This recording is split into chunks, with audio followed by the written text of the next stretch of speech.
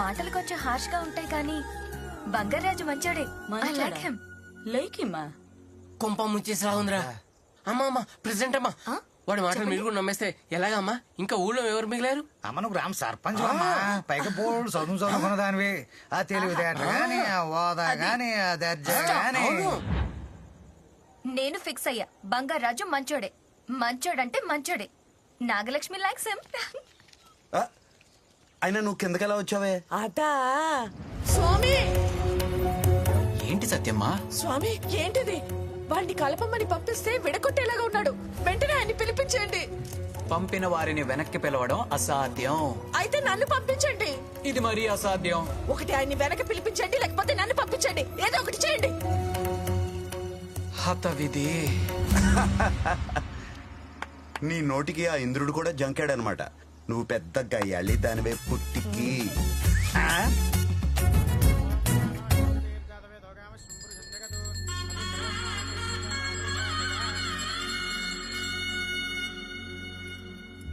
అమ్మా, మీ నాన్నగారికి రేపటితో షష్ఠి పూర్తి. జాతకరీత్యా మృత్యుంజయ హోమం జరిపించారు. ఎందుకు పంతులు గారు, తర్వాత ఎప్పుడైనా చేద్దాంలేండి. నా మాట వినండి, చేయించడం చాలా అవసరం. పంతులు గారు రేపే చేయిస్తున్నాం.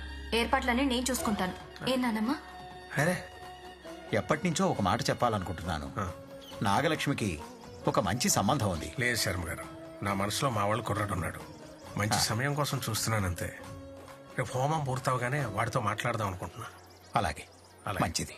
రమేష్ గారు నీ కల్లో ఇచ్చిన మాట మీద ఉన్నాడే. వాడికి నేనంటే అంత గౌరవం. ఒసే పుట్టికి, నువ్వు అన్నట్టు పిల్ల మనోడికి మంచి మ్యాచింగే. వీళ్ళిద్దరూ ముచ్చటగా కలిసి ఉంటే ఎలా ఉంటారు? ఇంకెలా ఉంటారే, మనలాగుంటారు.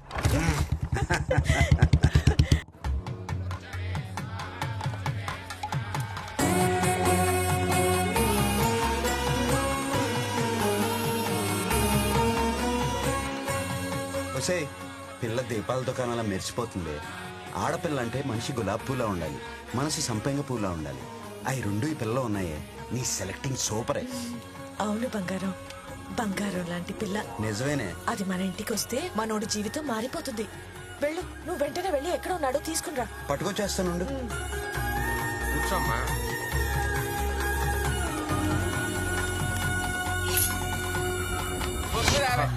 ఇంకొక 70.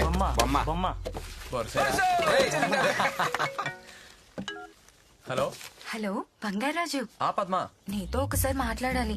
రావా? ఎక్కడున్నావు? ముత్యాల వారి కొబ్బరి తోటలో. సరే వస్తున్నా.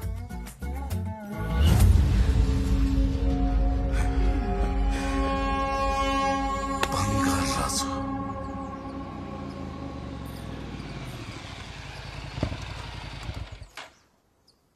హాయ్. హాయ్.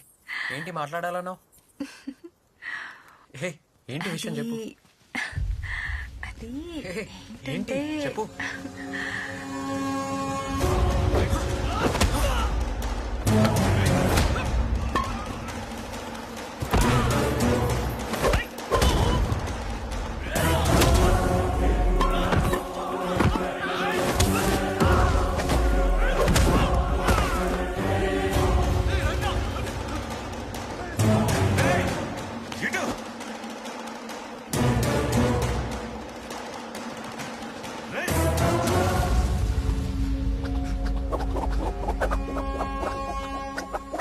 కరాటే ఓకే గాని కరాట్లేంట్రా?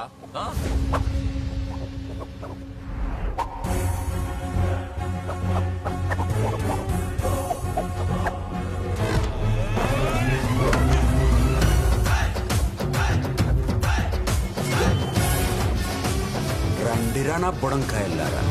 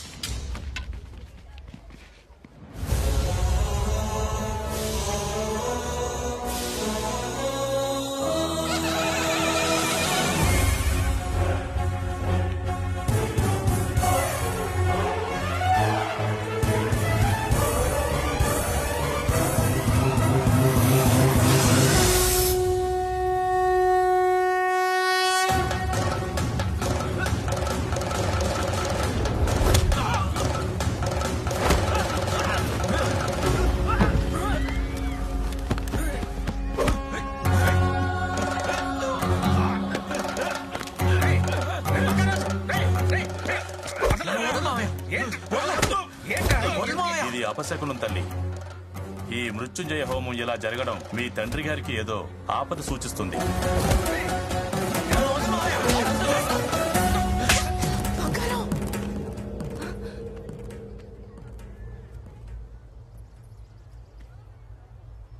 హోమం డిస్టర్బ్ చేసావు బుద్ధి లేదా? బుద్ధి లేదు నీకు.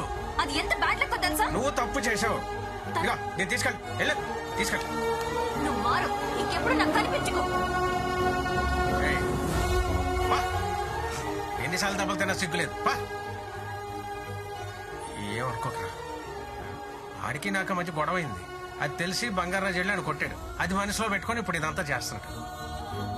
ఏమనుకోకరా, అది హోమం ఆగిపోయింది, ఏదో అయిపోద్దని కంగారులో అది అలా చేసింది.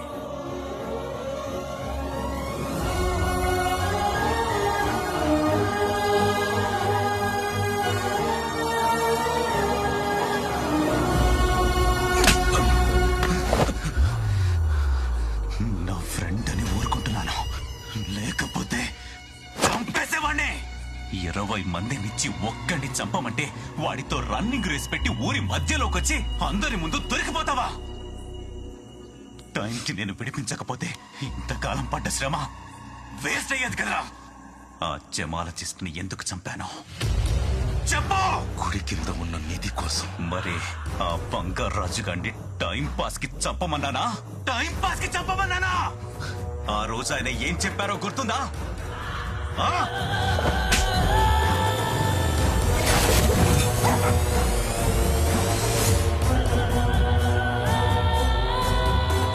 మనం వెంటనే ఆర్కియాలజీ డిపార్ట్మెంట్ కి ఇన్ఫార్మ్ చేయాలి. Unbelievable sir.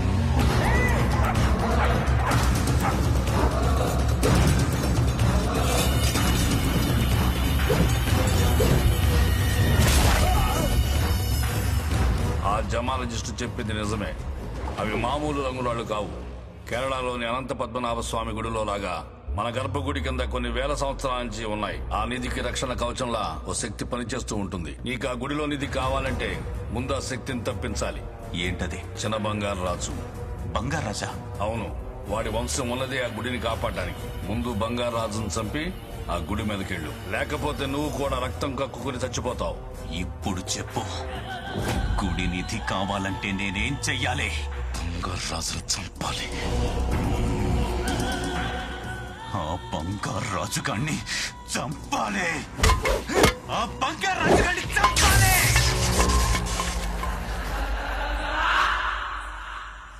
నా వల్ల కలవలసిన వాళ్ళు ఇద్దరు విడిపోయారు సత్యమ్మ. నా వల్లే మనోడికి అవమానం జరిగింది. అంతా నా వల్లే. ఇందులో నీ తప్పే ఉంది బంగారం. బాధపడకు.